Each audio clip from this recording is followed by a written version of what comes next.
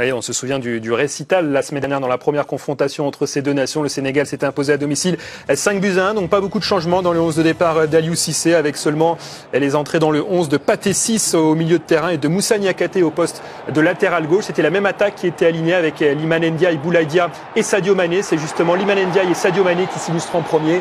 La passe de Iliman Ndiaye pour Sadio Mané, l'arrêt du portier du Mozambique. C'était un bon début de match pour les Sénégalais. Oui, qui a beaucoup d'atouts dans tous les compartiments du jeu, mais surtout offensivement. Et on est content de voir Sadio Mané qui revient à son meilleur niveau.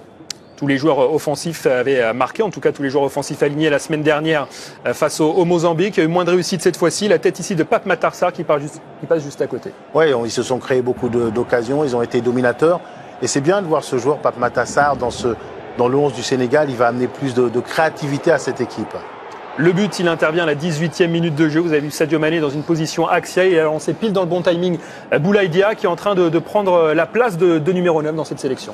Oui, parce que personne ne la prend. Ça a été vacant. Il y a eu différents joueurs qui ont joué à ce poste-là. Et Boulaye Dia est en train de, effectivement, marquer des points. Est-ce que ça va devenir l'avancante de référence ou l'avancante référent du Sénégal? Ça fait un moment qu'on les cherche, ça. Bah, bien sûr. Oui. Depuis. Est-ce qu'on l'a trouvé? Je le souhaite pour Boulaye Dia, mais.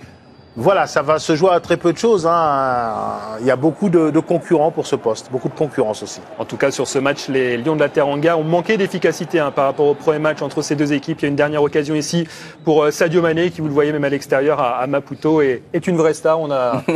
Tous les fans ont réclamé leur photo avec Sadio Mané à la fin du match. Il y a eu une seule frayeur, vous l'avez vu sur le résumé, pour le Sénégal, une tête d'Edmilson non cadrée. Donc ça a été finalement un match sans histoire pour le Sénégal qui a dominé, mais qui n'a marqué qu'un seul but, à l'inverse du premier match où vous avez réussi à en marquer 5. Il menait déjà, vous en souvenez, 4-0 à la mi-temps. Là, il y a eu moins de réussite aujourd'hui.